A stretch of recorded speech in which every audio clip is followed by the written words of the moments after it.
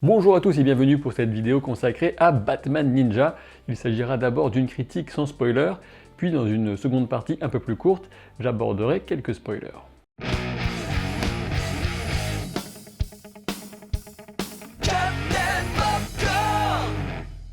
Batman Ninja, mais qu'est-ce que c'est que ce truc? Eh bien c'est un film d'animation DC Comics, forcément, qui sera disponible en France le 9 mai, et le concept de base est plutôt simple. On a donné carte blanche à une équipe japonaise pour concocter une aventure du justicier masqué au pays du soleil levant, du coup Batman se retrouve projeté à l'époque du Japon féodal. Et si je devais résumer ce film en quelques qualificatifs, je dirais qu'il est étonnant, osé, voire explosé, et totalement timbré. Batman Ninja!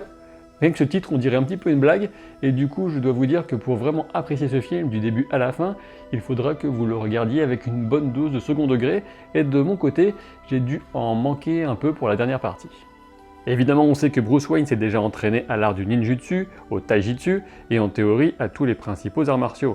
D'ailleurs, dans Batman Begins de Nolan, on nous le montre suivre une formation qui ressemble beaucoup quand même à celle d'un ninja. D'un côté, on pourrait dire que ce film d'animation pousse cette idée vraiment très loin, mais de l'autre, j'en suis ressorti avec l'impression que le concept n'avait pas été exploité comme il l'aurait pu. Le film est réalisé par Junpei Mitsusaki, qui a travaillé auparavant sur les intros de JoJo's Bizarre Adventure, mais dont c'est la première grosse production en tant que réalisateur, si on met de côté un film de combat de scarabée de 2007. J'ai surtout envie de souligner le design des personnages par Takashi Okazaki, notamment connu pour Afro Samurai, car il s'agit pour moi de l'un des tout meilleurs ingrédients du film. Les personnages sont nombreux à l'écran, aussi bien du côté de la Bat Family que dans la galerie des méchants, et la plupart sont proposés dans des versions visuellement très abouties. Mention spéciale pour le Joker et Harley Quinn, le Japon leur va vraiment comme un gant. On remarquera au passage que Catwoman est sexualisée à outrance dans ses attributs, mais bon, je dirais que c'est plutôt en adéquation avec l'ensemble du film et son caractère excessif omniprésent. Je continue dans le positif avec le style graphique d'ensemble qui est très marqué et globalement cohérent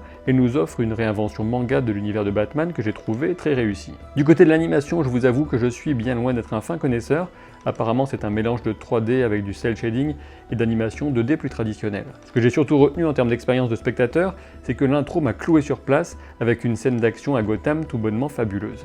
À tel point que pendant cette intro, je me suis dit que j'étais peut-être parti pour l'une de mes meilleures expériences de cinéma depuis un bon moment, et puis tout doucement, le scénario est quand même gravement parti en cacahuète. Mais restons un peu sur l'animation, je dois aussi vous parler de toute une partie du film qui est dans un style radicalement différent. Un pari osé et plutôt plaisant, surtout une façon d'exprimer une version d'un personnage en décalage total avec sa réalité profonde. Vous l'aurez sans doute compris, le film est ambitieux et très libre dans sa réinterprétation du mythos Batman, en l'intégrant totalement dans un univers fantasmé qui vient piocher dans les grandes références de la pop culture nippone. Évidemment, j'irai plus loin dans les détails sur ce qui m'a sorti de l'histoire dans tout ça, mais voici déjà un résumé de ce qui a cassé la magie que j'avais ressentie durant les premières minutes. Bon, les premières minutes, j'exagère sans doute un petit peu, disons que mon intérêt a commencé à nettement faiblir après une bonne moitié du film. Ce qui m'a personnellement beaucoup déplu, mais qui, j'en suis sûr, ravira d'autres spectateurs, c'est la folie totale dans laquelle part le film, surtout pour sa grande bataille finale. De mon point de vue, dans tout ça, Batman passe carrément au second plan. Et surtout, soit le scénario souffre d'une profonde incohérence,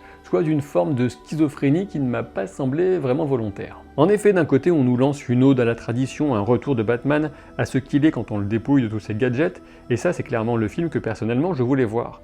Mais de l'autre, en totale contradiction avec cette idée alléchante, on nous sert une sorte d'apocalypse finale du n'importe quoi qui enchaîne les rebondissements sans jamais donner de véritable importance à ce que Batman aurait pu retirer personnellement de son voyage dans ce nouvel univers. Et puis parmi les choses un petit peu dommages, on introduit des personnages qui sont liés à la thématique qui devrait être centrale, mais qui au final ne sont quasiment pas exploités. Je dois vous avouer que les 85 minutes du film m'ont paru très longues, surtout sur la fin, j'avais l'impression qu'il en faisait 120. Est-ce que pour autant je dirais qu'il faut jeter ce film à la poubelle?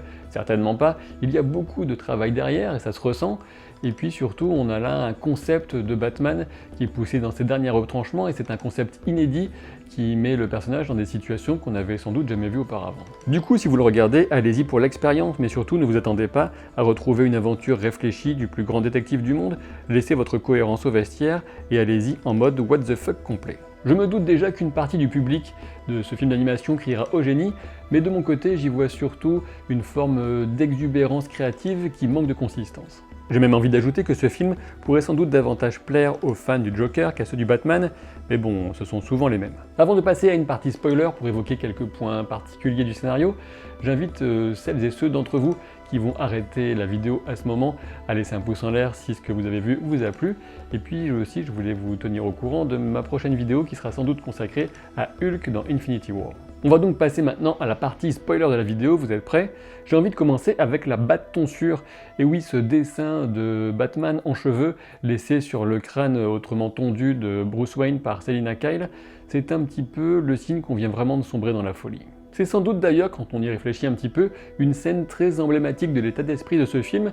Alors se déguiser en missionnaire chrétien pour passer inaperçu, pourquoi pas, hein, c'est pas une mauvaise idée, mais quand c'est au milieu d'une ville qui est à moitié détruite par un combat entre la Batmobile et un château qui se transforme plus ou moins en robot géant, je me demande si la discrétion est vraiment indispensable. Bon, vous vous en doutez, si vous êtes dans la partie spoiler, c'est qu'il faut absolument que j'évoque avec vous ce vaste délire qui compose son troisième acte final.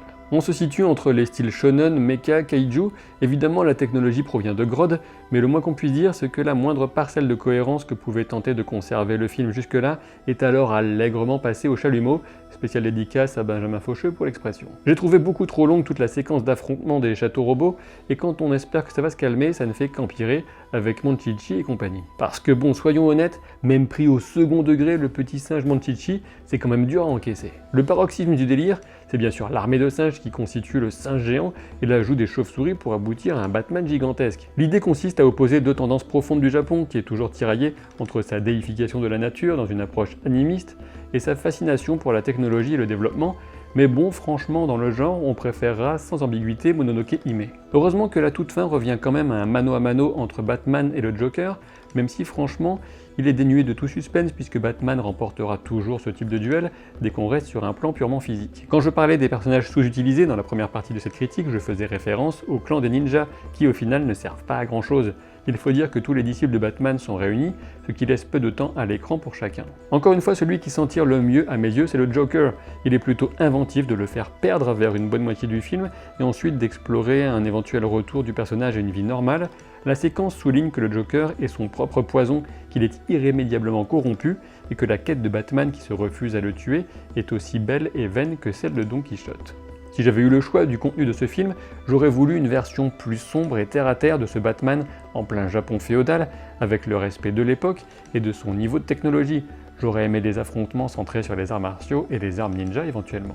Et au final, les dernières images de ce délire pyrotechnique et auto-caricatural résument bien l'esprit de l'ensemble.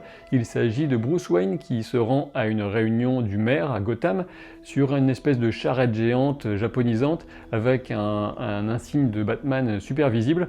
En gros, tout dans le visuel et pas grand chose dans le scénario et la cohérence. Bon, ma foi, je pense que je suis trop vieux pour ces conneries. Il est temps pour moi de me replonger dans un comics classique ou encore de revoir The Dark Knight.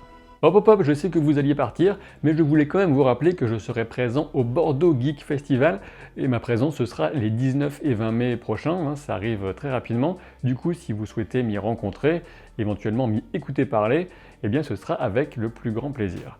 Je vous dis à très vite pour de nouvelles aventures. Salut!